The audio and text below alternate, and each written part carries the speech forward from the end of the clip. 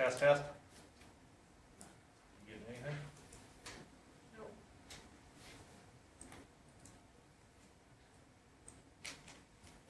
Test, test.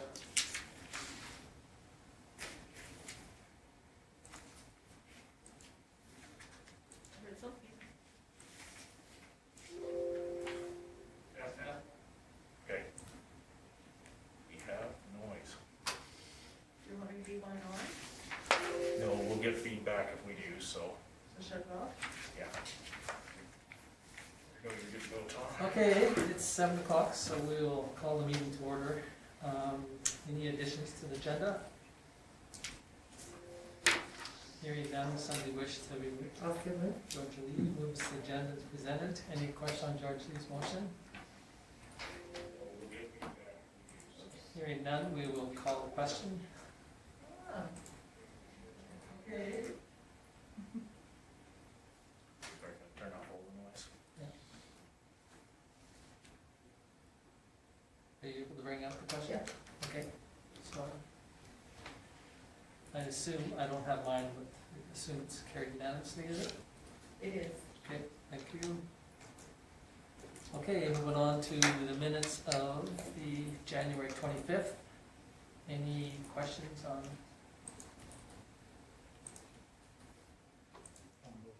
Okay, Paul moves. Any discussion on Paul's motion? Hearing none, I will call the question.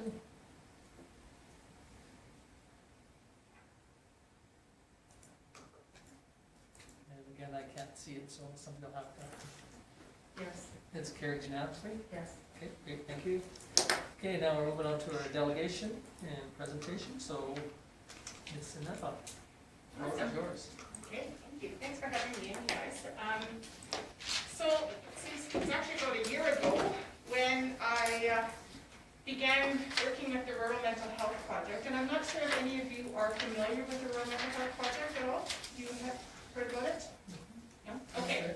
So, what it is just a program essentially to develop a mentally healthy community. So to make Vulcan a mentally healthy community as much as we possibly can.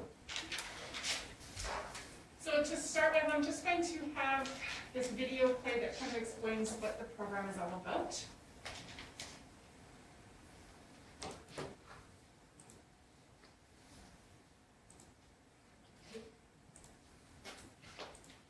Rural Alberta is beautiful and resilient. From mountain towns to prairie villages to Métis settlements and Indigenous reserves, the communities that make up rural Alberta are as diverse as its landscape. Rural Albertans, however, face unique challenges and opportunities which are often overlooked. One of these challenges is having access to important health services, particularly mental health services. Due to a spread out population, residents have found that access to mental health treatment, education, promotion, and prevention activities are few and far between. Long, costly trips create barriers for those looking to improve their mental health outcome. Of the 20% of Albertans who live in rural communities, those who are young, impoverished, or living on reserves are impacted the most from gaps in mental health services. All Albertans should know when they need care and where to get help. Furthermore, they should be able to access assistance in a timely and affordable manner.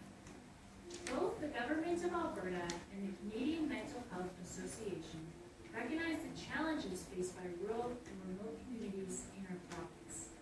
Collaboration between CMHA Alberta and the Ministry of Health has paved the way for the creation of the Rural Mental Health Project, a grassroots initiative that uses community leaders and local organizations to help create workable action plans and resource networks.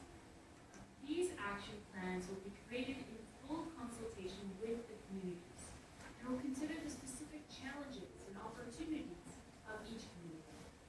CMHA will be the leader in providing training and resources to ensure project success. By unifying rural communities, their residents, and organizations towards the goal of better mental health outcomes, the Rural Mental Health Project will continually strengthen and improve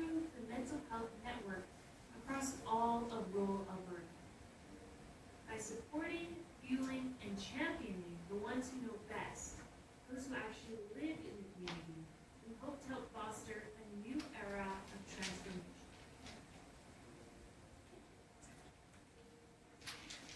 All right, so rural mental health is a complex issue. Every community faces different challenges.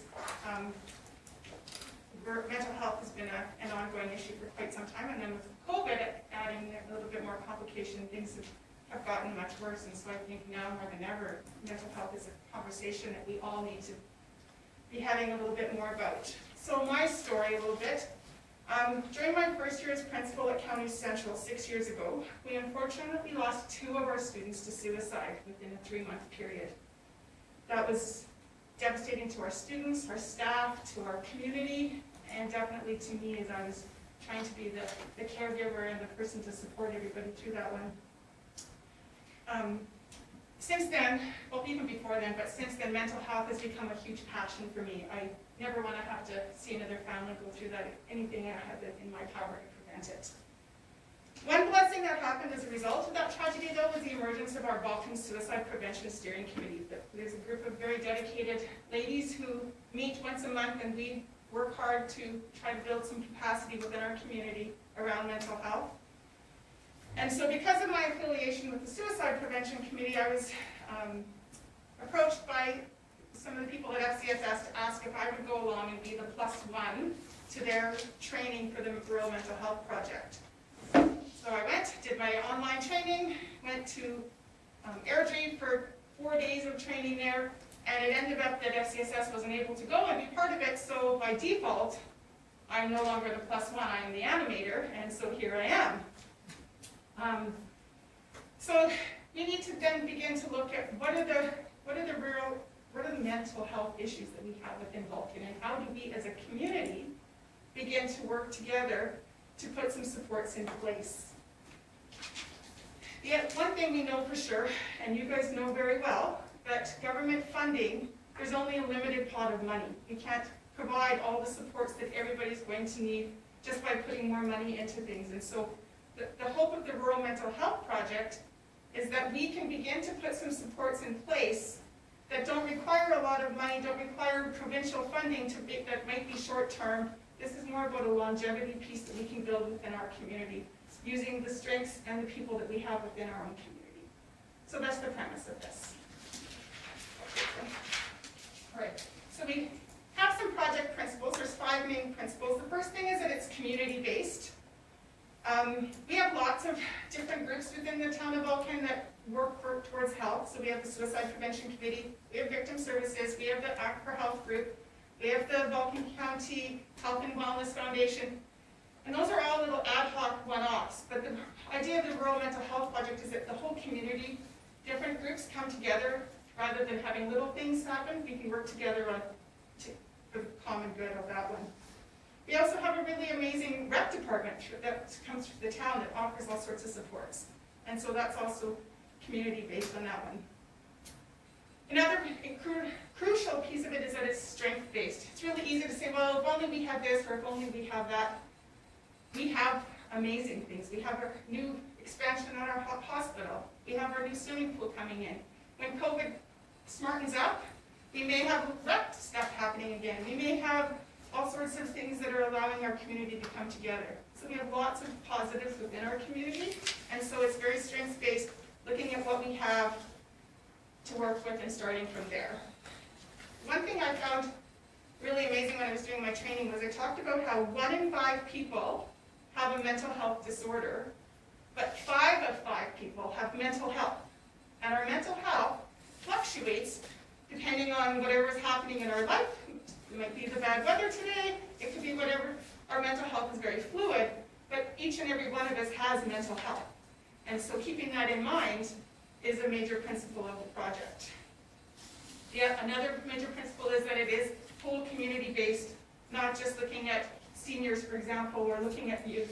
It's looking at the needs of everybody, and then it's developmental, knowing that where we are today is where we're going to start, but we can continue to grow and improve over time. Next slide, please. So people equate mental health with services. So we have a mental health support worker at the hospital, hopefully they've hired a new person.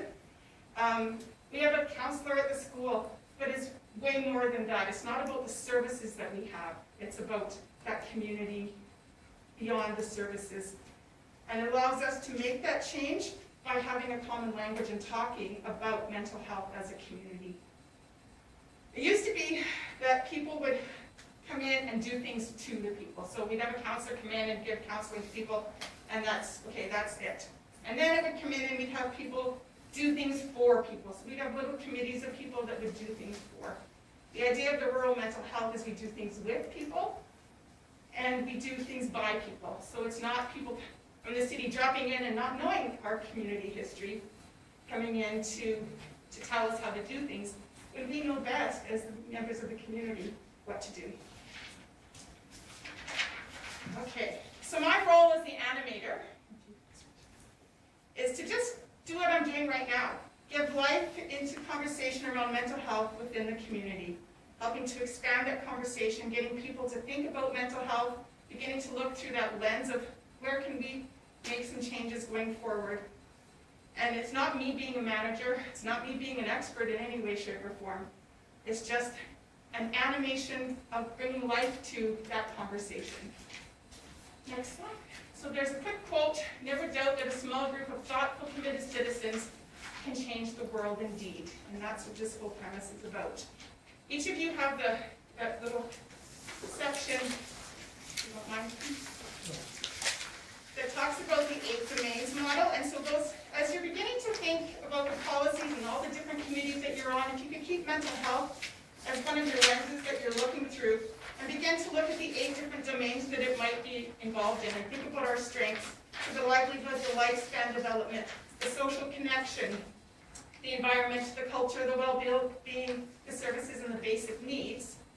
There's little descriptions and examples of them there for you, and then I provided a little worksheet so that if you have time and you want to reflect about what the strengths are in our community and each of those areas, and begin to just keep that in mind as you're talking to people and as you're on your committees and as you're making your bylaws and your policies and things as a council. And so then that leaves me with where we are right now, just having this conversation about mental health and getting people to think and talk about it. And that's it.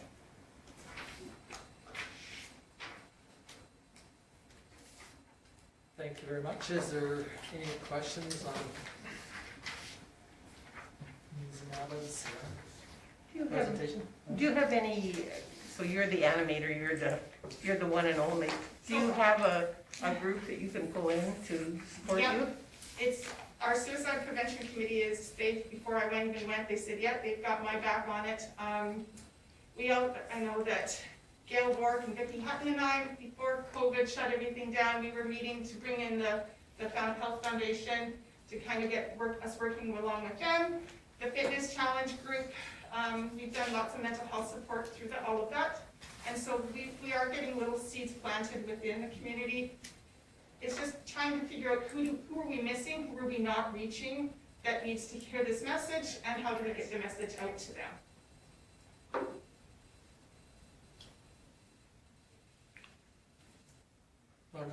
Another question. So are you going around to different organizations, well, I'm assuming once everybody gets meeting and everything again, are you going around to, say, the Lions Club, the Lionettes, Kinsman, That's my hope. I had planned on doing that because my last training was in the beginning of March last year, and then school stopped and my life changed, and I never had a whole lot of time to do anything beyond that. Yes, that is our hope. I think Lori from FCSS is now planning on going and getting the training as well, and I think she has way more capacity to reach people than I do in my job, so that'll be good to have her in that role as well. She sees it through a different lens than I do as the principal of the school, so yes, I'm hoping that we can get out there and get that happening. You guys are my first.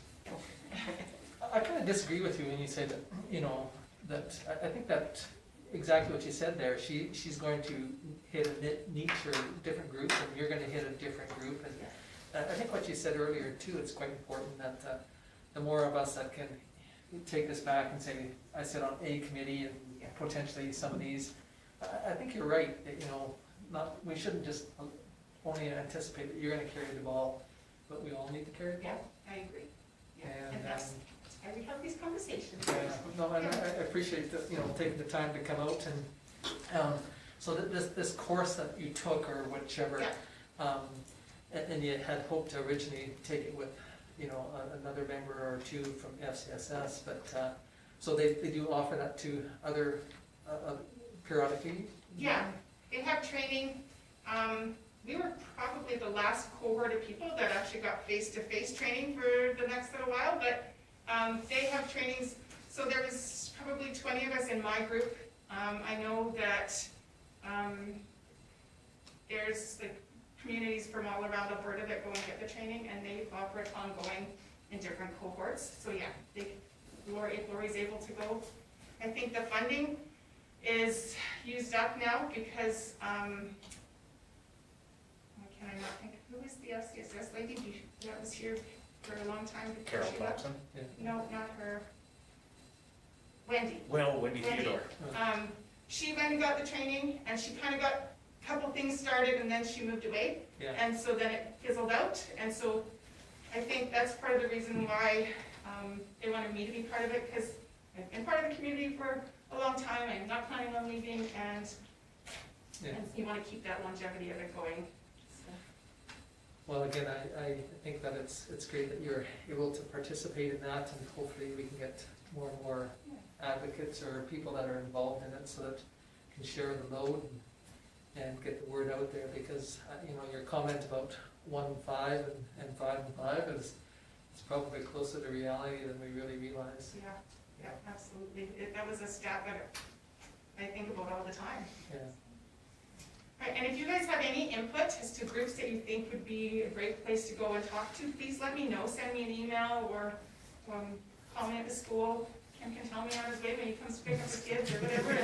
And I'd be happy now that things are Start with- changing. I'm able to, with my workload now, begin to do a little bit more of that, so. Sorry, when are your monthly meetings? Pardon me? Sorry, when are your monthly meetings? Oh, for our suicide prevention committee? Mm. We have one tomorrow. Oh, If anybody would like to be part of that committee, we'd love to have you join us too. is it during the day or evenings? It's in the evenings. Yeah, we meet usually at 5. Yeah, so if you're interested in that, Michelle, let me know and I'll send you the Zoom link for that one. Thank you. Let you know of anybody else who would like to. Can I make copies of these? You sure can. You can make copies of that all you like, give it to, share it to whoever you think would like to think about what we have in our community and where we can go. I'm gonna share them with the library board next week, because I think Connie probably sees a lot of people when things are back to normal as well. Yeah, absolutely. I think that's another great asset we have in our community. Okay. Great, well, thank you very much. Thank you so much, Any other guys. questions? Thank you. Yeah, thank you for Thank you taking the very time much. to come. Thank you, Tracy. Yeah. Appreciate that. Have a great evening. Yeah, you can stay longer if you Yeah, like. stay all night. Well, I'll maybe tune in online on my Okay, thanks. Okay, moving on to correspondence and information.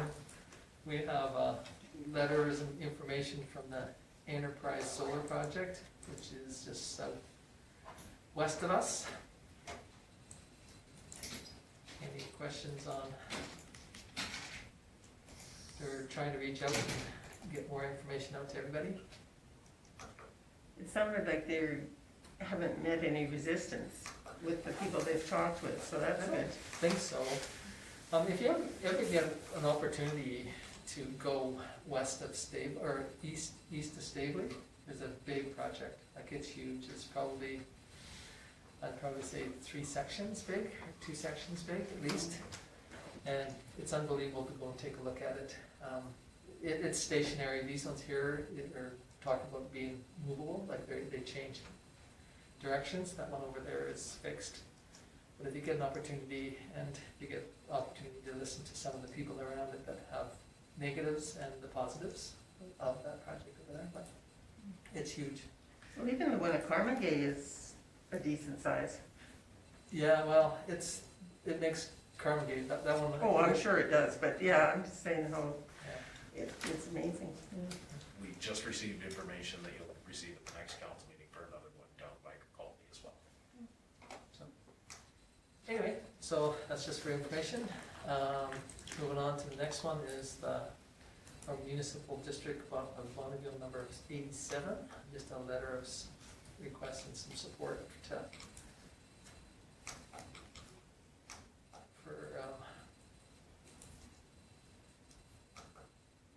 Creating a new association. well, yeah, and they're kind of disappointed in the FCM, what they do for representation this far west, I guess, but any questions on? Okay. So then Vulcan was lucky to have received what they have in the past for FCM. Yeah, we've had some funding from FCM on a couple projects, but I mean, I was asked to go and speak at a function for FCM one time on district heating in Toronto, so.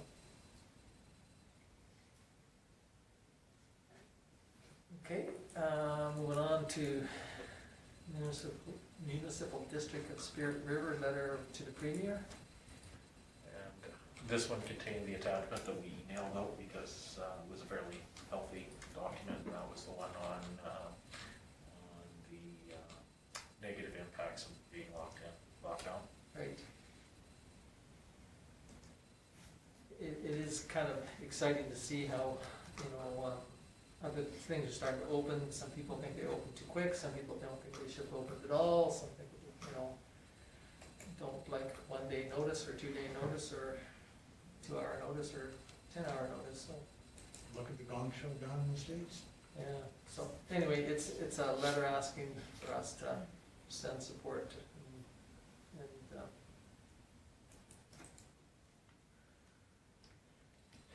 okay, anything on that one? Would you like a motion on it? This one's not asking for, it's just Just letting you know that they're sending the letter. Okay.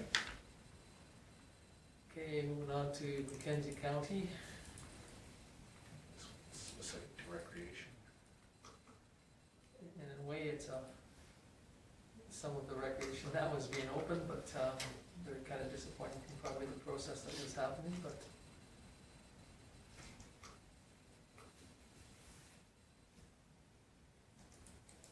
Any questions on that one? Okay, hearing none, we'll move on to Fortis Alberta. Fortis just sent out the letter, as you remember, in September, they sent one that they were sending their rates for review to the Alberta Energy Commission, and they were approved, so this is just the letter notifying you that they were approved. So you can see it went up a couple bucks, 2% in some areas.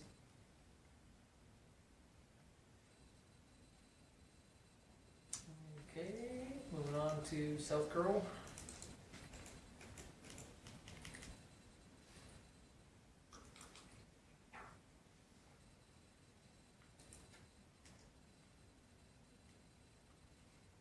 Did everyone see they're invited to the strategic planning sessions?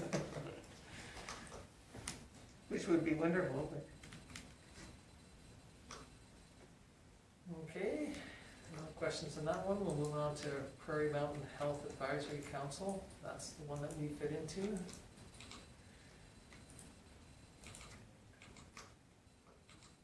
This was sent out, and because we have a couple members that sit on the health and wellness, they're pretty active in this as well.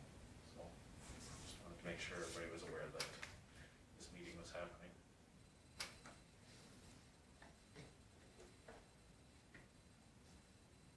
Okay, any questions on any of the 7 correspondence items? Not, all moves to receive the correspondence. Any discussion on Paul's motion? Hearing none, we'll call the question.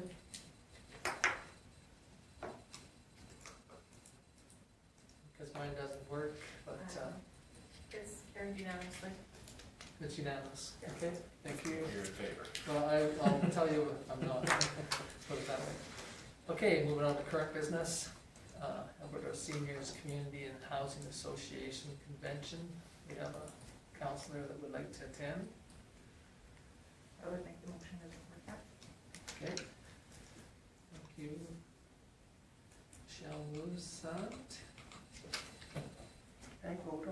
You betcha. Yeah, absolutely. Any discussion on Michelle's motion? Hearing none, we'll call the question.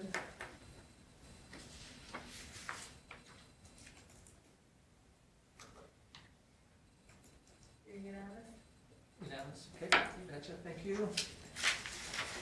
Okay, moving on to the appointment of the municipal auditor.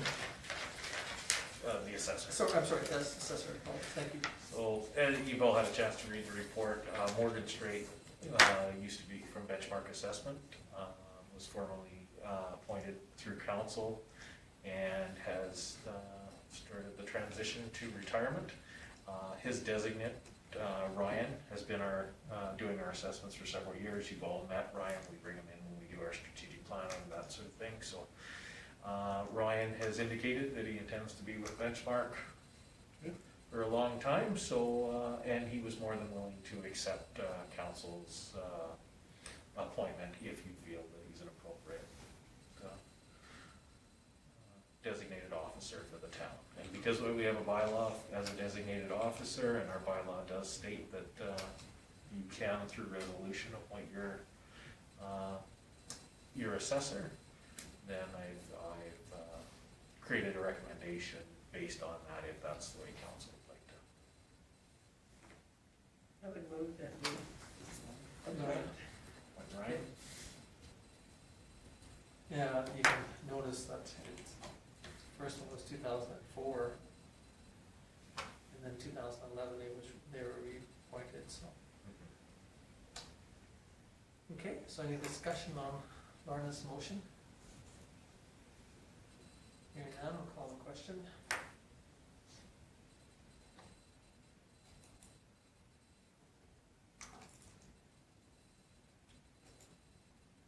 Unanimous. Okay, it's carried unanimously, thank you. Okay, moving on to the Ad-hoc Citizens Committee on Council Compensation. So, as per policy A12, there's section 9, which I attached, you all had a chance to read. By the March of the year of an election, council may make a resolution to appoint an ad hoc committee to review remuneration for the incoming council. Proactively, I reached out to some former members of council who said that they'd happily sit on a committee for that. And so Sue Dow, John Seaman, and Judy Sanderson have put their names forward. If council would Is like that to- all you need, is 3? You can appoint as many as you like. In today's economy and with our budget, they're just gonna be comparing with other communities our size, and as the report says, that being that they're former councillors, they know the committee commitments, and they know the financial constraints or position of the town of Vulcan to make a fairly efficient group, I would think. It was 3 last time. Is this just something that we automatically do each year, or does council vote to decide that we want to do it each? No, in the policy, it says that you should, that you would do it. This is only the second time that it's been done. The policy was put in place after the review from last time. So, And it's only done on election year. on the election. Right. So theoretically, they'll be voting on next council's remuneration. They'll be recommending for the next council's remuneration. So then they'll come back to council with their recommendations. That doesn't mean that the council has to accept it. I mean, we definitely should, but some councils don't. You know, they don't accept the recommendation of the group that is making the recommendation. But that'll come back to us, and we'll make that recommendation for the next group. So the process for this is based on you putting your remuneration and rates and fees bylaw. Before the election, we'll bring back their recommendations, and it'll be direction for administration to add those, to you adjust the rates if that's the recommendation, or leave them the same in the 2020 rates and fees bylaw.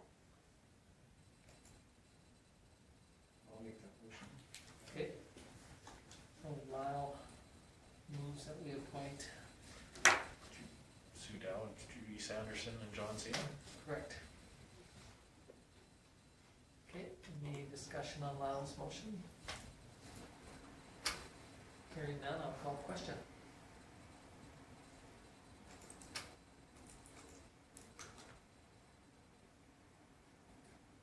Unanimous. Okay, carried unanimously, thank you. Okay, moving on to the Community Futures Highwood Member at Large. Everybody had a chance to see, we advertised in the paper for 2 weeks, and Sherry Papke put her name forward in writing, and that was the only one that we received. As you can see with Sherry's background, she'd be a good representative for the town of Vulcan on the board. Okay, Michelle moves the appoint Sherry Papke. Any discussion on Sherry, sorry, on Michelle's motion? And that's for a 3-year term. Okay, hearing none, we'll call the question.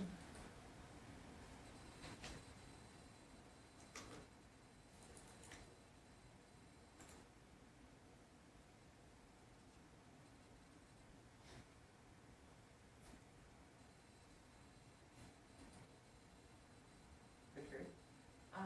Michelle hasn't come yet. Oh, Oh, it just says processing. Oh, really? Okay, I can. you in favor, or? She made the motion. I don't know. Doesn't mean they have to be in favor. I would hope so. Okay, Unanimous. okay, it's carried unanimously, thank you. Well, it might not be necessarily favored. Might make that motion so that you could deny. Yeah, pretty much, no, that's Some done people lots do. of times. Okay, moving on to the next one, which is the early removal of the ice, and then, since then, we've had a bit of a change, but Yeah, so we've put together the report based on a bunch of research we did, communities around us following suit, and as you are all aware, Saturday, the province changed the rules for for youth under 18, so they can now practice in groups of 10, including an instructor. So that changed the view of minor hockey, so we scrambled to get a hold of the skate club and minor hockey to see how they'd like to proceed. Of course, they were always of the opinion they wanted to keep the ice, but now that they actually have restrictions listed and can actually use the ice, they wanted the council to make, to be aware that they are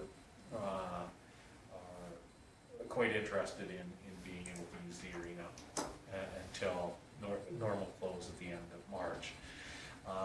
I did send out this report that Bonnie was able to put together. I do thank the guys from minor hockey and from skate club for getting back to Bonnie. This was all pretty short notice turnaround. They are looking at what usage they would have, and so minor hockey feels that they can use the facility. The reason the only one practice on Wednesday is that's because the skate club generally uses Wednesday and Sunday.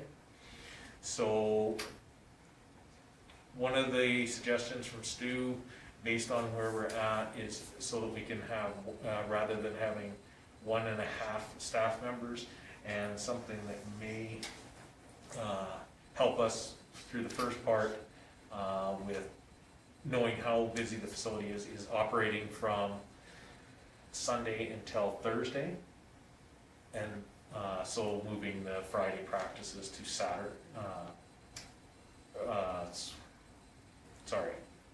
moving the Friday practices to Sunday, so that there's actually a full schedule on Sunday, and then he could have one operator in there for this, and then as this works along, and if they open up more room, then we can talk about bringing in the second employee for that. So that's kind of where we're at. It's kind of left to council at this point now. Both the skate club and minor hockey would like to use the facility. Stu and Bonnie feel that we can make it work. We're still looking into the booking side of it for, because right now they're saying that the families can't book unless they have a coach with them. So we're still trying to figure out what that looks like.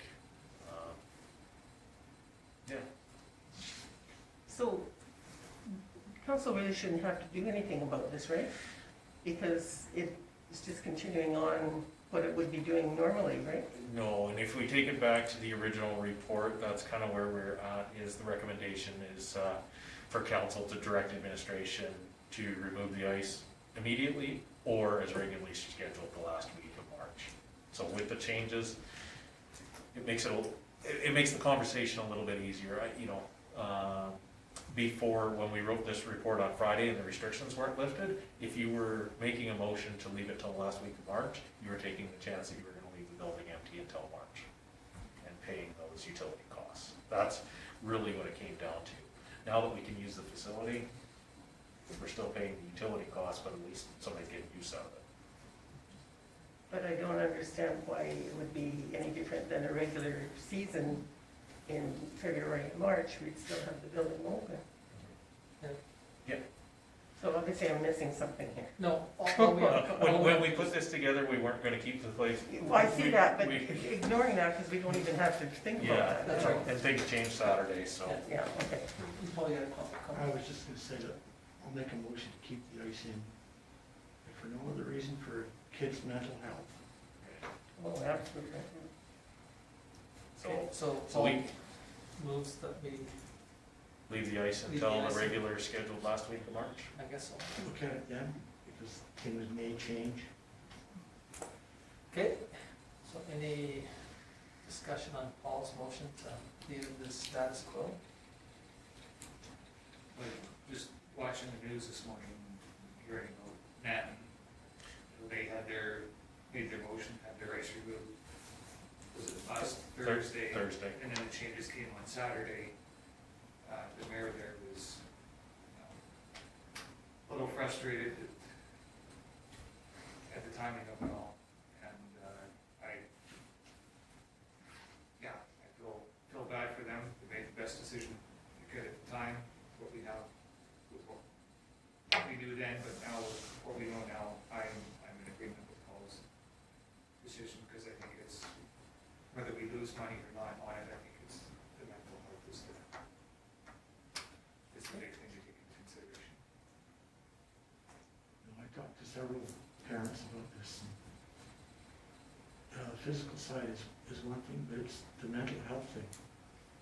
Those kids are frustrated. I know there's a couple of kids on my block that would love to get back on that. Yeah, I'm sure. Okay, Laurie, you had a comment, or? Oh, I guess, it said we'd be losing money, but we had budgeted that money for that, assuming it was gonna be open anyhow, so it really isn't losing money in that sense, to It me. is partly because if we don't get the full use of the facility, you don't have that income that you anticipated either, but you budgeted. So you budget Oh, I see, income, you okay. budget expenses. Because we're not gonna allow anyone else to, No, you can't have hockey tournaments Okay. and all these other functions that were anticipated, so the income is not there, but the expenses are. But we had the expenses for January, February, or, December, January, where there was no use. We yeah. had a group of some kids that, stood outside placarding us to, open the facility. And so I think that Paul's comment or motion or Niall's comment is very important. Okay, I wasn't thinking of terms of bringing revenue in, I was just thinking in terms of the way we. If expense theoretically is status quo, we still have the staff members, they just moved to something else instead, so. So the expenses would have been there, it's just the revenue side would have been altered. But like Kim said though, is that if the restrictions are reduced a little bit, we might see that we're open 7 days a week like we have been in the past. And so I think it's very positive to move forward. And that's what some of it's do is reach out, just making sure that council support, set the schedule to work with the one person for now and see how it goes and then expand it out as. But I believe it's not our job to do that. No, Our job we do is the scheduling, you just guys- looking for your support on Yeah. that. to let us know that this is the direction that we wish to see the facility open. Okay, Paul's got a motion. this also, that's Paul's motion. Any other discussion on that? If not, we'll call the question.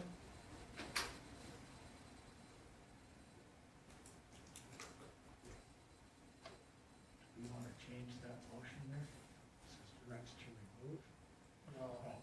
Or, As regularly scheduled. sorry? Unanimously. Okay, it's carried unanimously. Okay, moving on to joint civil election agreement. Palliser's approached us to put an agreement together for the possibility of running a joint election. It's kind of, as the report says, we've done this in the past. Allows our citizens to vote in the same facility at the same time.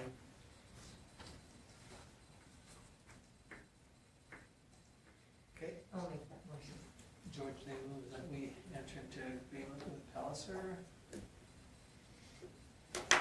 Any discussion on that motion? Hearing none, call the question.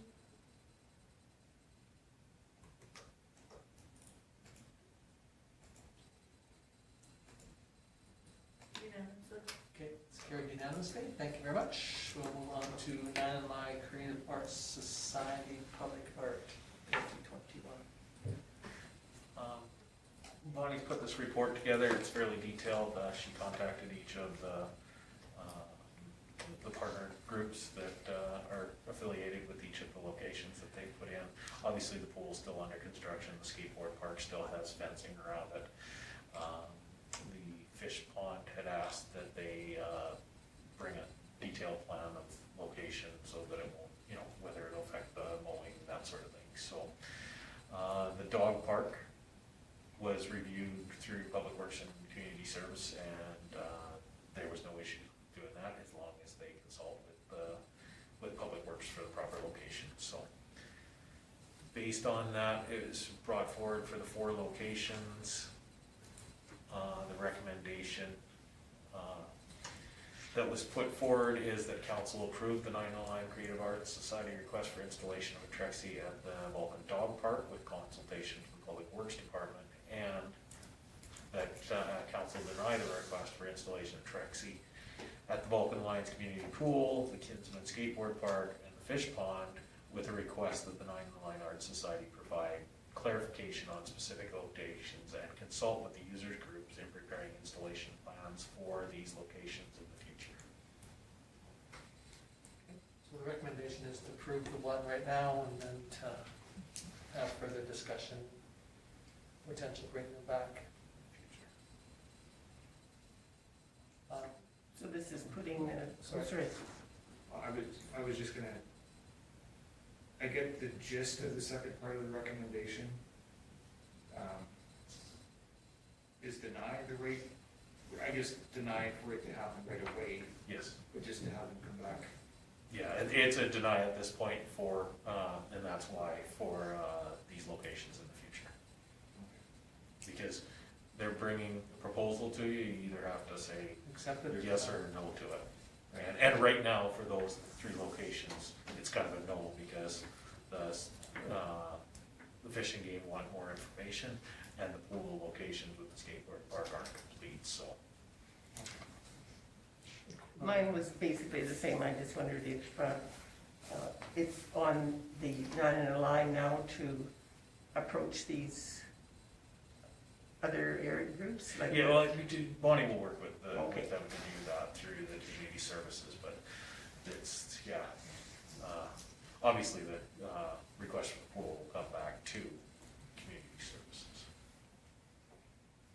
Yeah, until the landscaping and some of that stuff, like there's still, you know, flag poles to go out and the place to put your bikes, bike racks and stuff like that, that still need to be put in. Want to make sure that we place it in a spot that's going to be very positive for both areas, both groups, but, I'll make that recommendation then. okay, Lyle moves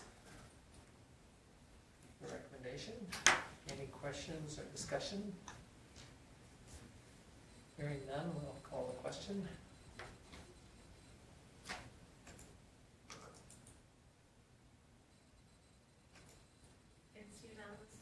Okay, it's carried unanimously.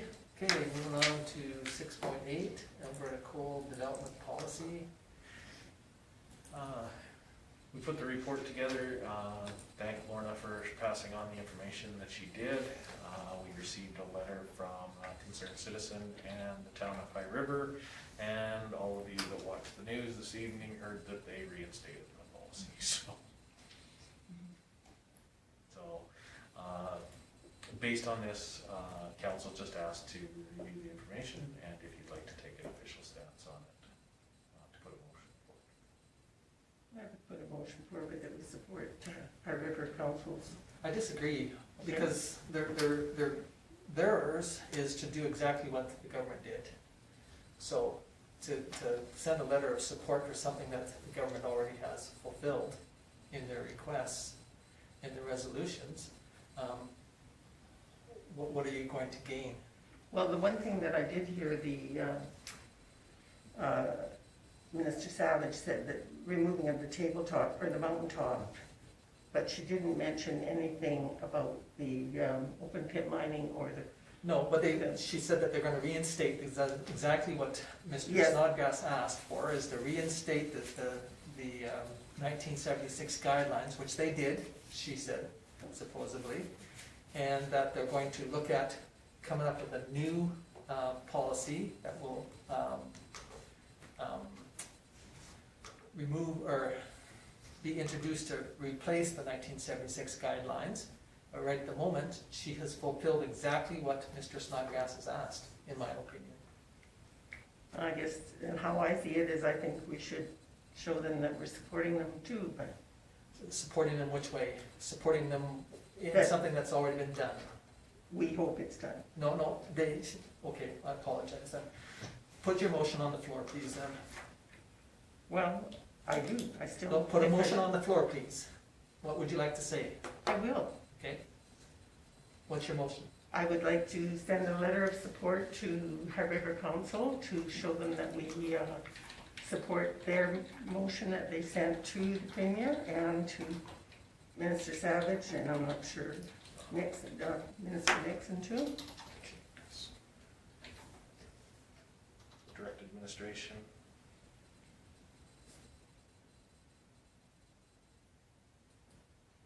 To send a letter of support of High River's motion to the town of High River. Yes, So are we sending this to High River, town of Yes. High River, or are we sending this to the ministers of, the three ministers? I think that we Lorna would said? send it to, my motion will be that we send it to High River Council and we CC the Premier and the Minister. Okay, Can I just, a quick comment?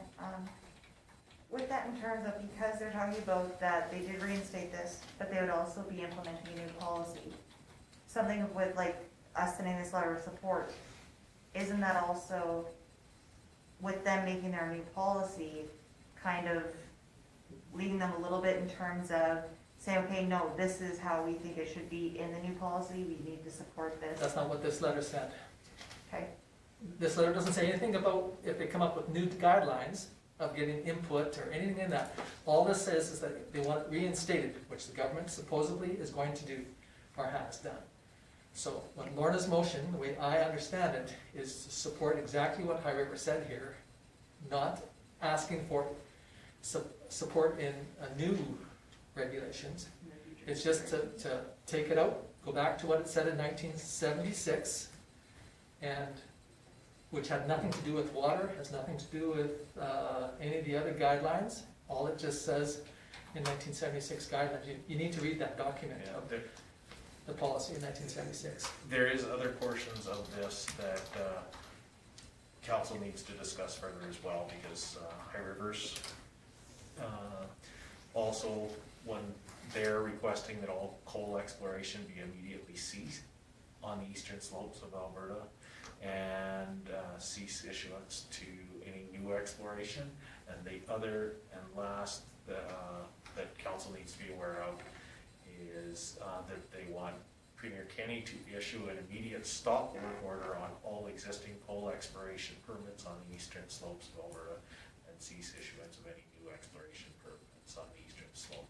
So there was more than just the rescinding of the coal policy and the reinstatement. They're also asking for stop work orders on everything that's happening. And some of them been in place since 1956, So, you know, so that'll eliminate anything that's going on in Coleman, Blairmore, you know, Pinch Creek. Any of those mines have been going since 1956. One's been going since 1944 and has never ceased operations, according to this. Request is to deny them access to their mines. Well, let me see, how could I word it that I would say that we support them looking at the reinstatement of the 1976 coal policy, and that we request that, let's see,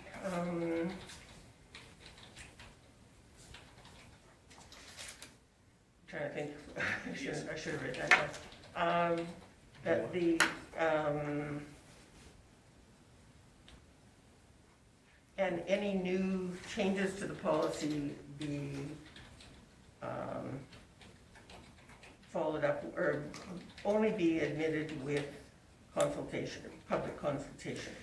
so that could be done by supporting the motion that High River Council put forward just on January 11th, not the one that they did on January 12th, or that they did on February 1st. Okay. So January 11th, the town of High River made the motion that council direct administration draft the letter to Brayson Kenny requesting immediate reinstatement of the 76 coal policy, which was rescinded June 1st, 2020, and that request the government of Alberta begin the public consultation with Indigenous groups, environmental groups, and stakeholders in Alberta on any proposed revisions or replacement to this policy. So that covers, that first part covers that. Okay, and That doesn't include the stop work orders. Okay, That, okay. that came from their second meeting, so you could, I would say that we give me support for that part. for the reinstatement, Reinstatement. for the and- motion made January 11th, Yes, for the reinstatement and public public consultation. consultation.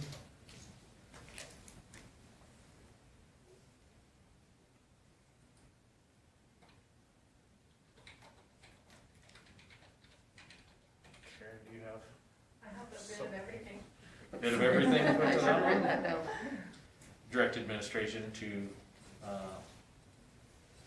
send a letter of support to the town of High River, Yeah. supporting their January 11th, 2021 motion for reinstatement of the Coal Act, and public recommendation for the government to begin public consultation, and to CC to the Premier and the Minister of Environment. Yes.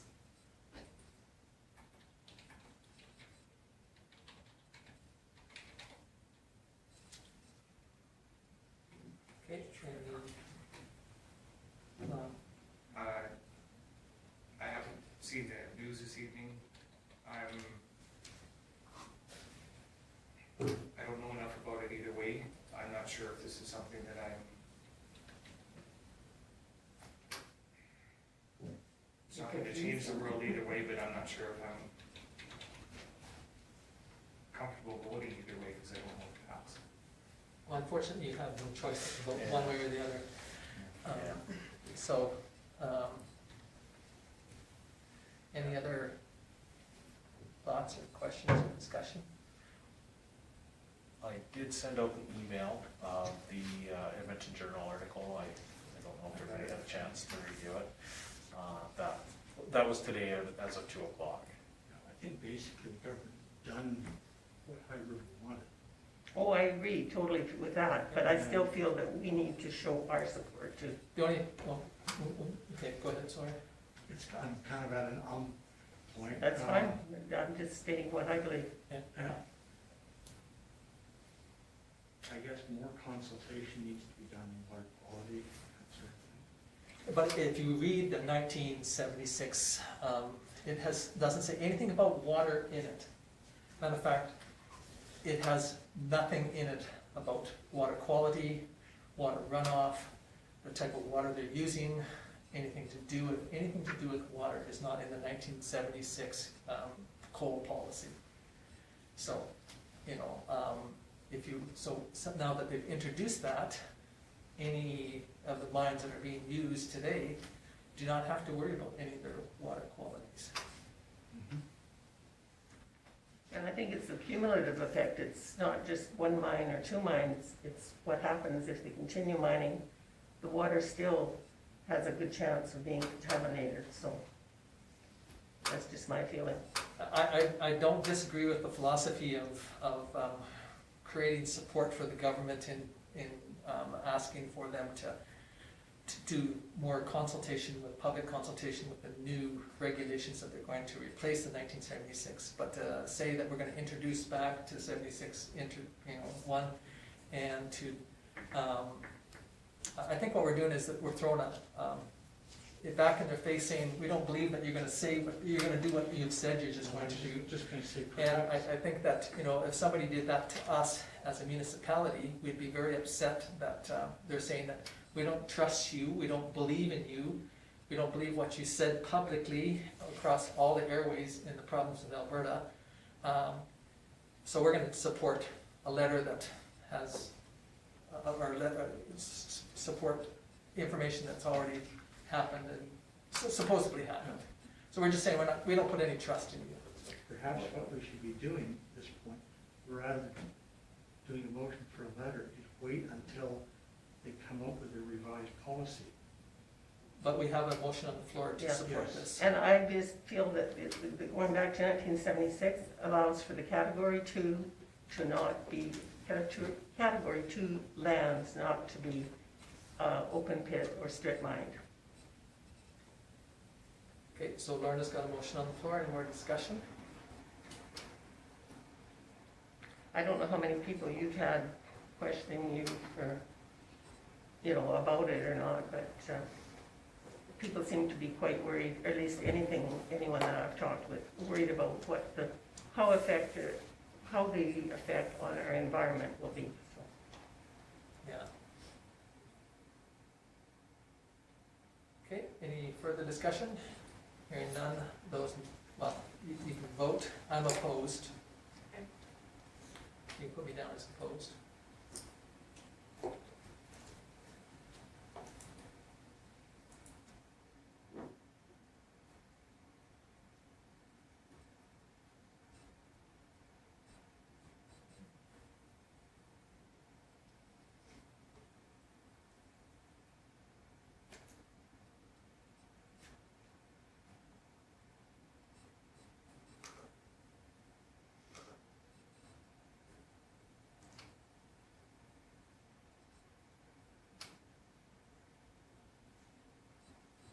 It's carried.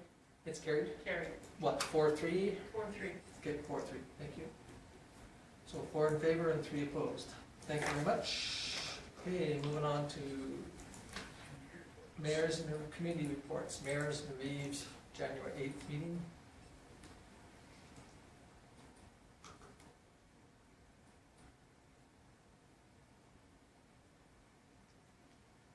Any discussion on any of those?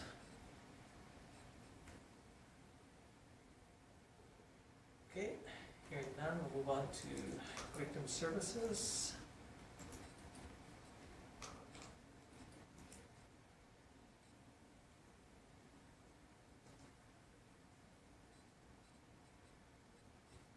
Any questions on victim services? Hearing none, we will move on to Marcus Foundation Board meeting.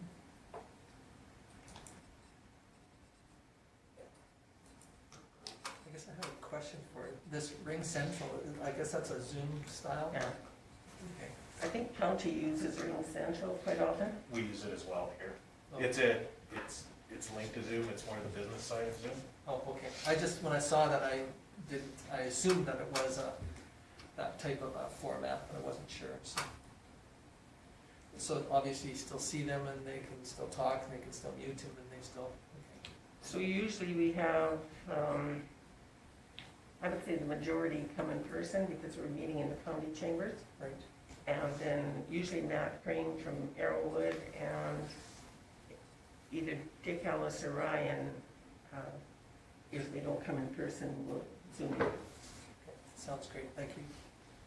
I was just curious of the format, but, yeah, okay. Any questions for Lorna on the Marcus Foundation one?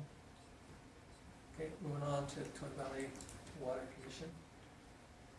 I assume this meeting here is just done by email. Straight email. Yeah. I assume that you guys have changed your policy to allow it to be done by email and not by a Zoom or as an association or as a commission? Because I know your rules of commission meetings potentially, but I assume you guys have looked into all of that anyway.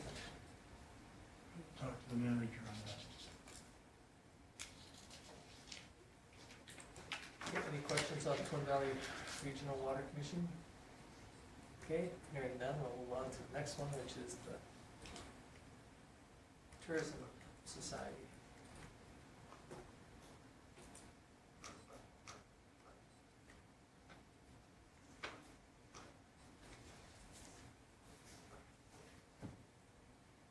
Okay, so Tourist Society is starting the motions of closing their society up. And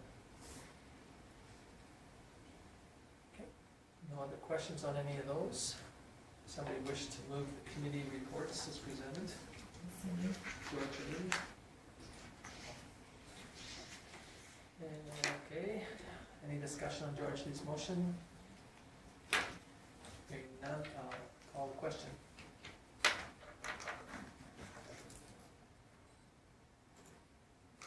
It's carried unanimously.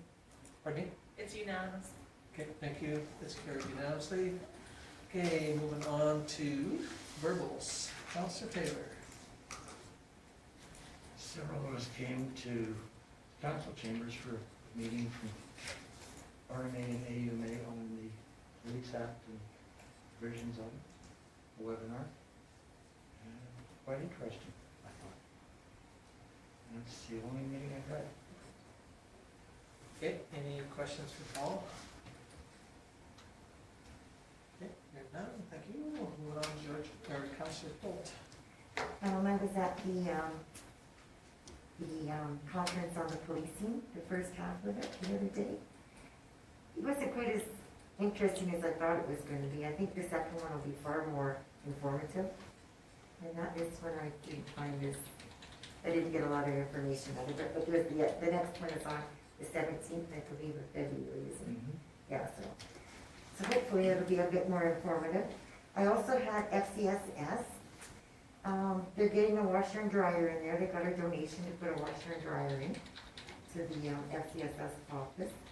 And UFA donated money to put into the family connection room. And that to make it a little bit more inviting for families to go in and talk, like if somebody's having a problem. It's more like a crisis room kind of thing. They hired a new youth programmer manager, Josh Cookson. They say he's very enthusiastic and he's lots of energy and he's very positive, so should work out. We're quite happy with him so far. The office is still open Monday to Friday.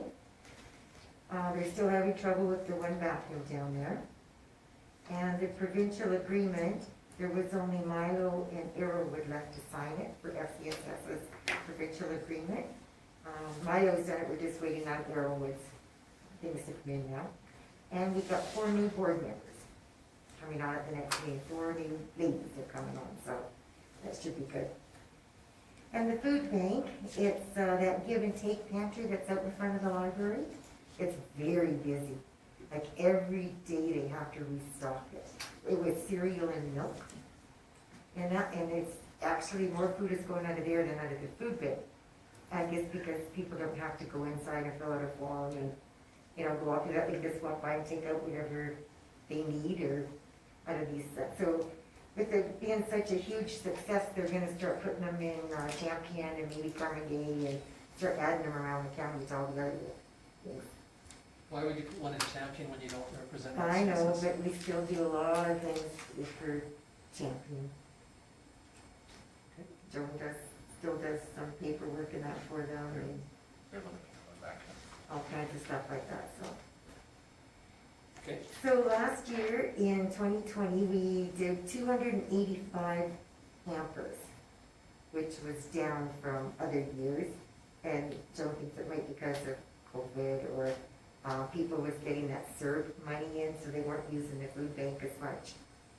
And that, but so far, in January and February, we've been busier than the food bank has ever been this year, so. There's no rhyme or reason to it. And I was also at we had a rec committee meeting. We toured the pool, the new building and outside. The new building is very nice inside. It's really big, it's bright, the colors are really nice in there. And so I was quite impressed with it.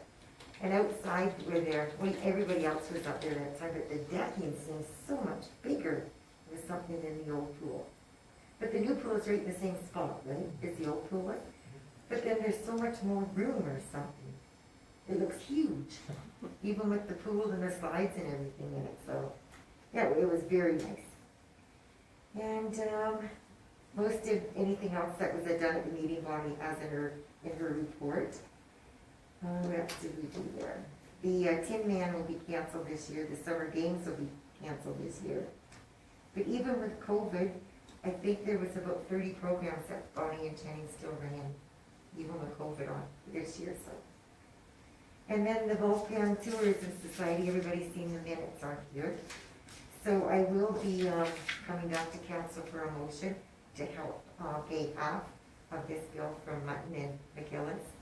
We just have to get exact figures and everything and see exactly how much that bill is and stuff like that. And then, because the county and the town has always split that 50-50 for the society. So we'll be bringing back a motion to pay half of it. Kind of a ballpark figure it'll be under $1,000 probably. So it won't be no huge amount or anything, so. So then once we get that cleaned up, I've got the papers to file for the society dissolving and then that'll be done. And that's all I had. okay, you have any questions, Marjorie? Just for the, sort of the outdoor pantry, outside the Uh-huh. elevator. Yeah, Just a question, just because I walk by there most mornings. Sometimes there's canned goods and stuff in there. I'm just wondering with the cold, like how, well, the girls fill them every morning. okay, The girls go and fill them, and with the cold, then they kind of just keep an eye on the stuff out there. But it's not in there very long when people take it. Like they're going out there filling that little takeaway pantry thing, 3 times a day. They go out there and fill it up. I think it's a great idea. I just Yeah. wonder about with it being cold, if that has an effect on some of the canned goods and stuff. If it's, No, and they use some, I forget the name of the milk that John told me, they put in that thing out there so it doesn't freeze. oh, okay. There's a I was certain milk. wondering about that. And Okay. a lot of kids will take the cereal and milk out of there. She said that's gone all the time. The kids walking by will just grab the cereal and milk and take it with them. Are these just small cereals and small milks? Yep, Like they're not No. taking a whole box and a jug of no, milk? it's just smaller ones, yeah. Yeah, and they just take them and, so there's a need for it, I guess. Like it's always empty, so people are using it. Mhm. Yep, that's all I have. Okay, any other questions? Hearing none, thanks, George Lee. Moving on to Councilor Magnuson. I had no meetings. No meetings. Okay. No questions you don't want to field? Okay, thanks, Lon. Okay, Councilor Thomas. I was at the Tourism Society meeting, which George Lee has kindly filled us in on, and I don't have anything to add. Did a great job. Okay, any questions?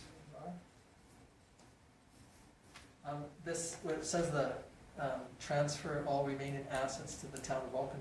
Is there a list of assets that are gonna be transferred? I think they're working on the list of assets. I don't know if there is one, but there isn't one now. But they're planning to create one, are they not? I don't think so, I think they just, it's gonna be a verbal thing, like just the town. I would think that you'd want to make a physical list.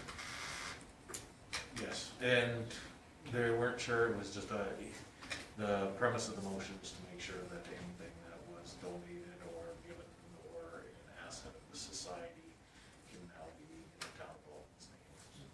So I'm not sure what we can do with that because there was no asset list turned over when the town turned it over to the society.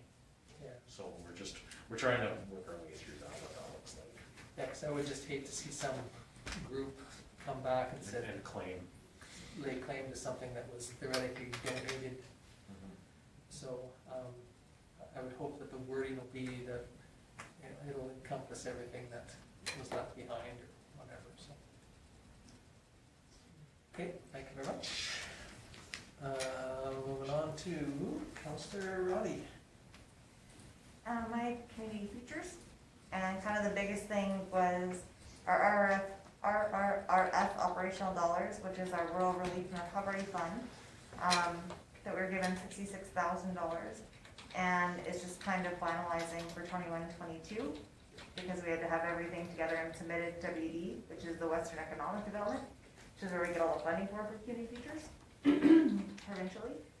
And still going through and all of the updates on the Okotoks Arts and Learning Campus, and our space in there. And what's nice is we'll still actually be, like right now, in our current Stafford, facility, that's right on Elizabeth Street in Okotoks, we rent out the office space on the top floor on a hourly, daily, and weekly rate. So it's really neat in terms of like, there's a psychologist that comes and does that twice a week. There's various, you know, like investment management people like that primarily may operate from home and don't maybe facilitate enough to have an office full-time, but can come and use it in the facilities or various groups with the meeting thing. So we'll still be able to actually be getting all that revenue and to operate that hub, despite moving into the Okotoks Arts and Learning Campus when that gets finalized and constructed. It's kind of exciting. That facility is absolutely phenomenal.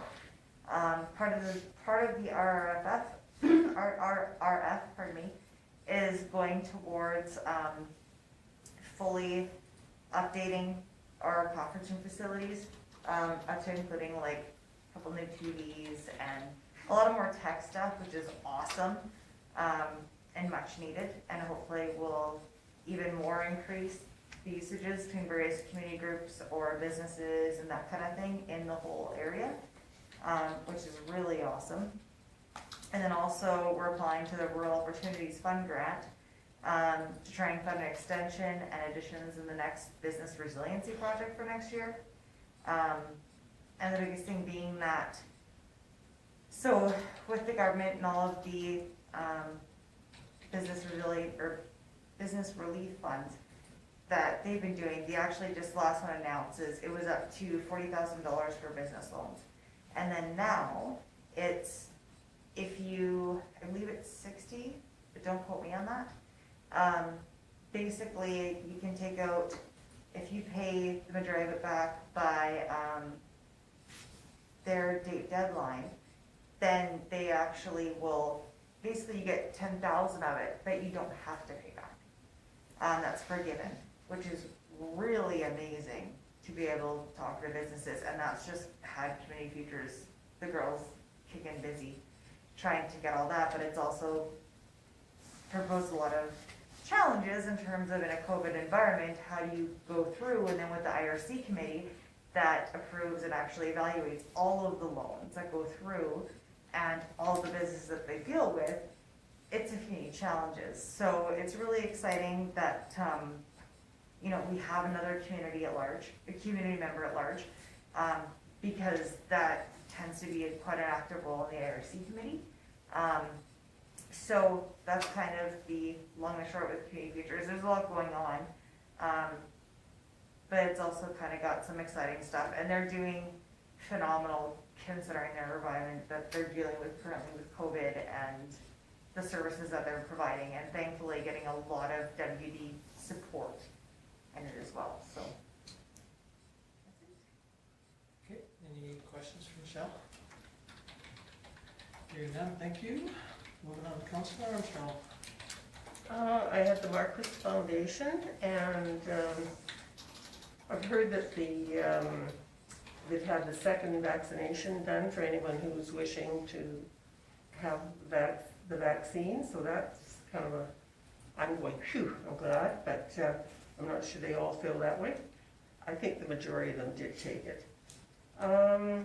We had, through the Marcus Foundation, we had a Zoom meeting with Minister Pond, and one of the questions was, we were a little concerned about this amalgamation that we just hear floating around out there but have nothing directly. And they assured us at the meeting that we're way down the list, if there is a list, that there are areas that want to amalgamate right now already, that we hold all our self-contained, our Marcus Foundation holds the lodge plus all the self-contained housing plus the rural and native housing. So we're already under one foundation. A lot of the areas have different managing boards for each of them. So it's kind of good to see that that didn't sound like it was an issue for us, at least right now. And then we also did bring up the possibility of building a multi-tier care building facility. Of course, we got no answer, but we made sure that they knew that our application, and it's been in for probably, 2 years now, I would think. So just brought that up. And one of the, I think, encouraging parts was they meaning the minister, and I think there were 7 or 9 on the Zoom call, I'm not sure. They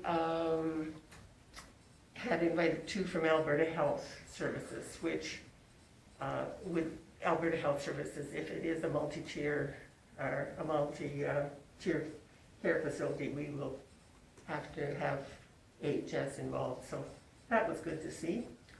There's a new board member for the Marcus Foundation, and it's Peggy Hubday from the Carmen Gay area.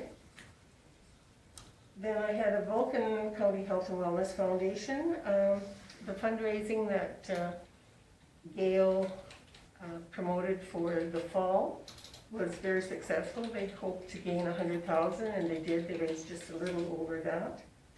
And they have, I think, just a little more than 2,000 came in for the memorial. And they're still working on updating the bylaws, which I think is in every organization an ongoing activity. And then I was with Georgia Lee and Paul and Kim at the policing summit through AMA. I was reading something in AMA today, so it must be in my brain. And I think that's it. Any questions for Rhonda? Hearing none, thank you very much, Rhonda. Okay, moving on to me. I had a pool walkthrough, and there is quite a list of deficiencies that need to be gone through and corrected. So hopefully some of the, I'm not sure what the board thought, but there was some concerns about certain areas, and I was questioning whether some of it should be shared until we see the end results, the way it looks, because Give an opportunity to. well, we've got the opportunity to correct some of it before there's the negative Nellies out there that are gonna whine and complain about certain things that need to be done, that is on the list to be corrected before the public gets an opportunity to see it firsthand. So other than that, on the water, the swimming pool, when you say that it looks a little bigger than it does, you know, the water slide area is where the basketball court was, so if you anticipate that that fence would have been, the water slide would have been on the other side of the, so that might be one reason why it's not as big, it looks bigger than it might have. And then also the angle of the building's a little different to the area of the pool, so that might make it another reason why if you, when you look at it, that it's a little different. Those are just personal things. We did have a SEWA meeting on the Friday, and it was well attended, but we've got a couple groups that are talking about, or municipalities that are talking about getting out of SEWA, or not paying their dues this year. It's only 57 cents per capita, but some of them are finding that they feel like SEWA's taking too long and it's time to get out. The bad thing about it is that some of them, when they get out, to get back in, it's going to be a little different story. They will be sending out, and we're having a huge discussion on how, but a letter of intent to an MOU for the amount of waste that you have and signing it to the project. But we haven't heard anything on the $10.5 million grant application that we've applied for, but hopefully it'll be positive. Then Mayors and Reeves, it was an interesting meeting. Probably 90% of the time was held up, or I shouldn't say held up, but was all of it to do with the coal project. It was very disappointing in my opinion. I think there was a lot of, in my opinion, a lot of respect that I had for a lot of the mayors and the Reeves, the way they ganged up on only one MLA that had enough backbone to show up. But I think that, you know, if this is the philosophy of mayors and Reeves, that you're going to see less and less of MLAs showing up, because if this is, they're going to be drawn and quartered in front of the other 30 or 40 people that show up, and you know, the chair let it go on and on and on. Very disappointed. I was very disappointed in the mayor from High River. That's the same thing. His philosophy and attitude towards the representation from the government was very disrespectful, and I think it was not needed at all. That's pretty well it, because that's pretty well what took up all the mayor's and Reeves' time. Most of the community stuff was just kind of breezed over because of it. There was a bit of a discussion on a couple mayors and Reeves that aren't going to be there in the fall. Maybe that's why, you know, Mayor Snodgrass, maybe he's not going to run. Again, I'm not sure. But anyway, that's pretty well it for me, unless somebody has some questions.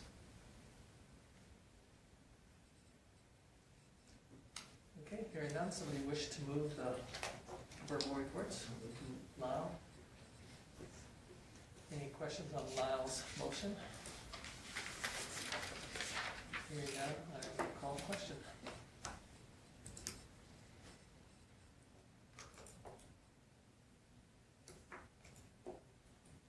It's unanimous. Okay, it's carried unanimously. Thank you very much. Moving on to activities list. Kim's got it up there in front of you, and everybody should have had an opportunity to read it. Yeah, pretty much accomplished everything from the last meeting, except for obviously the Ad-hoc franchise agreement's gonna take us, as you saw from that report, several months to complete, so that one will be there for a while, unless there's anything outstanding that council would like an update on.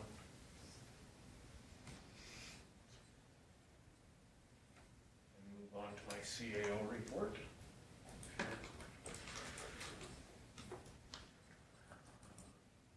Everybody's had a chance to review it. We were able to attend the ICF meeting with the county. That was right for our last council meeting, but obviously didn't make my last report. I did follow up with more information on the agreements and with that, and it looks like it's moving forward. I did recruitment for the member at large and the community futures for the Community Futures and for the Remuneration Committee. We haven't had a great response for advertising and on our website for a lot of these member at large positions anymore. So it seems like we're doing more recruiting than we are having a list of people volunteering. So, but I guess if we keep being proactive, and if you are talking to people out there that are interested in sitting on boards or committees, let me know so that I can put them on my annoying list of phoning people and bugging them all the time for sitting on committees. As you know, I completed the regional emergency management update for COVID on the 3rd. I'm sure most of you are aware the county's servers and email were down for the better portion of 3 days. So helped them out with that. That's also why the Zoom meeting for the Marcos Foundation was here, because it was originally scheduled over there and they couldn't get that stuff through. Had a very interesting meeting with the general manager of Alberta South for TELUS, talking, this was a follow-up. They contacted for a letter of support for rural connectivity to apply for some federal funding for that. Of course, that falls within our letter of support, so I said I would happily give them that, but I would like to have a conversation about customer service based on the experience that we had at the pool, and also the experience we had when the internet went down in this facility itself. Had a good conversation with Teresa, and she has told me that those kind of things will not happen again, and that if we run into any kind of issues, she has a direct line to, which is very helpful. For a long time, we haven't had direct lines to anybody in TELUS management that can help us out. So it was a good conversation, and I think it'll help us in the future.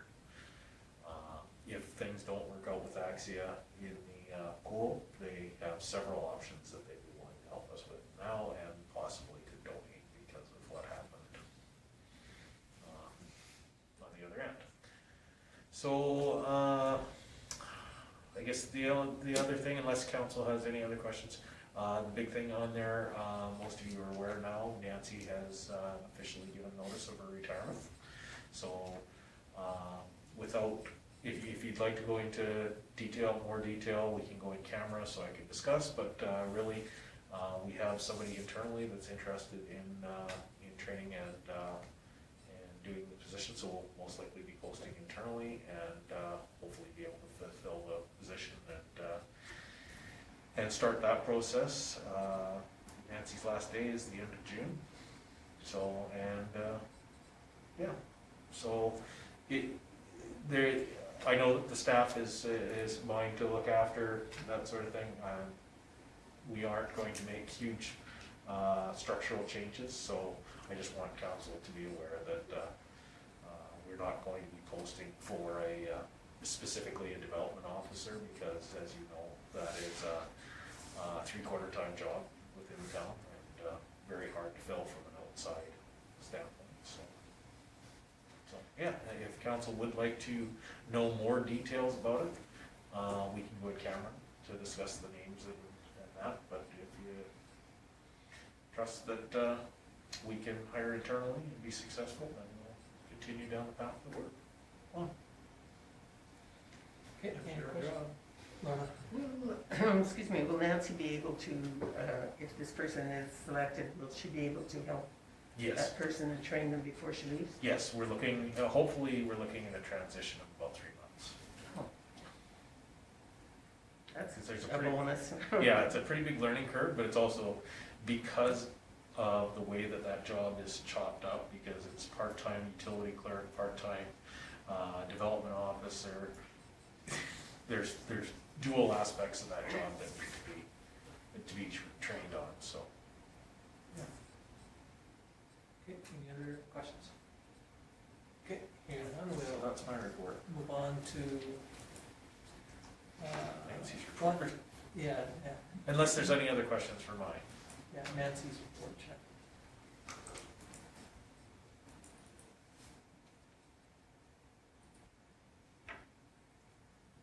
Any questions at all on anything from Prairie?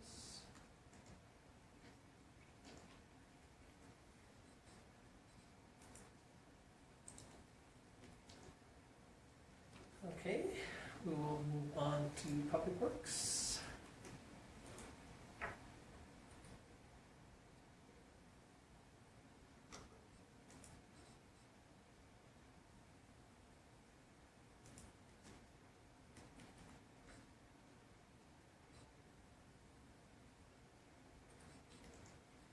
Any questions on Public Works dues? Okay, hearing none, we'll move on to Community Services.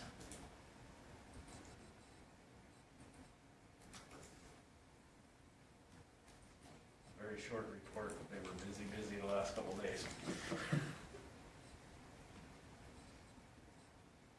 So that, I don't know if it's an app or what, the Book King, that's how Yes, it's called, the Book book, King. yeah, that's a software for, Okay.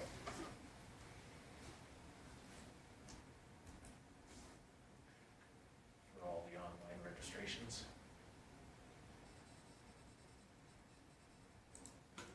Okay, anything else on Bonnie's? Hearing none, we'll move on to the bylaw officers.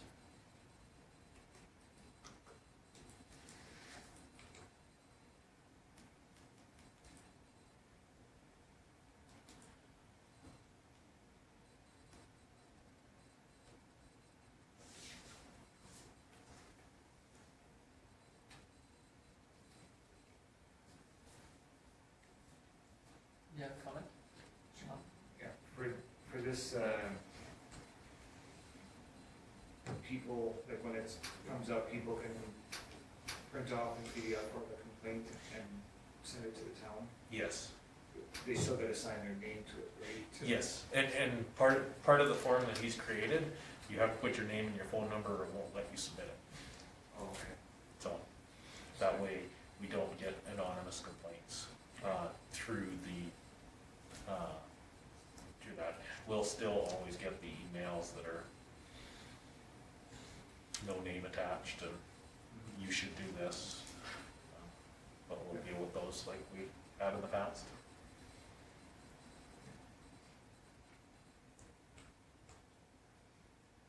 Okay, any questions on Tim's? Okay, if not, somebody wish to move the, Just want to acknowledge that the fire one is missing because they couldn't get it emailed over in time because their, obviously their servers aren't work.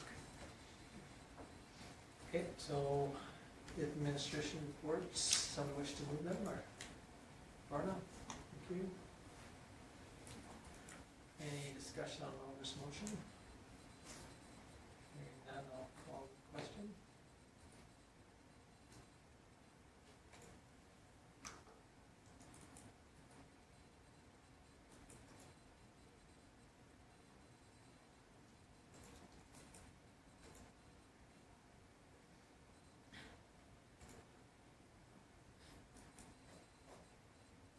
Spinning circles. I got defeated at. I got to, Yeah. too. Oh, everyone, Lorna's the only one who hasn't voted, and everyone Oh, else is. I'm on here already, it says I moved Okay, it. all right. And it says all my people are carried. I have a unanimous vote. Okay, Yeah. it's carried unanimously, thank you. Before we close, I forgot one thing, I attended, it was, I didn't write it down, because it was a Zoom meeting with, was it grade 4s and 5s, or Fives and 5s and sixes. 6s? Plus and sixes. Grade 5s and 6s at the Hazel Common School. Had a little bit of technology issue getting going, but once we got going, there was lots of questions from the kids. And it was kind of interesting how some of the questions they had, why, a little bit on, obviously they must be doing their politics function, but anyway, it was kind of neat. It was the other day, it was on Friday, and from 10:30 to 11:30, and the kids had lots of, one question was, what do I like to eat? So that was one of the different ones, but no, the kids had some good questions, and I think they had fun, so. And in talking to Tom about that when he was doing it in here, we know that you guys are doing a lot of Zoom meetings. If you don't have the capacity to do it at home or would like some privacy to do something, we set this computer up worked fairly well. You Yeah. have the council chambers in the background and quiet, so if you do have a Zoom meeting that you want to do that with. Next time Lorna has a meeting, then we won't cram them all into my office, we'll actually do it in here, but now, Yeah. we've got it set up in here now. We're good, I mean, and we had just a little niche that we had to work out, and once we figured it out, and, just went tickety-boo, and there was four classrooms, so, and they all were kind of all on, and then they would, each one of them would walk up, or some of the kids in each classroom got a chance to walk up and ask them a question. I think that's part of their leadership section. Yeah, And yeah. that's where they're doing the Non-ballot auction, yeah. ballot auction through too. They made things in there. It was kind of neat though, and they did, Karen had sent out the questions, so obviously one was, for Martin Shields too, because, how did you grow such a nice handlebar mustache? Awesome. But anyway, and I think they did also our MLA too, I think, so. They did the county as well. But it was kind of neat, it was neat to, have these kids stand up and come up and ask the questions, so. And they can't go to the legislature building this year. Yeah, I Because the suppose grade 6 always gets to go, Yeah. so. But anyway, it was kind of neat. I'm sorry I forgot to, I didn't put it in my phone because I don't charge for it or whatever, I just threw it in there, but anyway, so, it was neat. Okay, I need a motion to adjourn. Michelle, thank you very much, Michelle. And those in favor?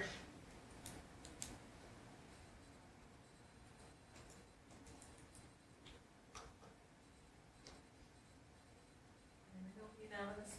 Okay, carried unanimously, thank you very much. Have a little bit of technology issues again. I'm not sure about this iCompass, it keeps it up.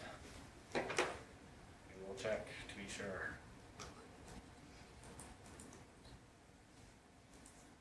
Did you notice how handicapped you are when technology goes down? Well, I mean, that's the problem, you put your faith in it, and then when it doesn't work, it's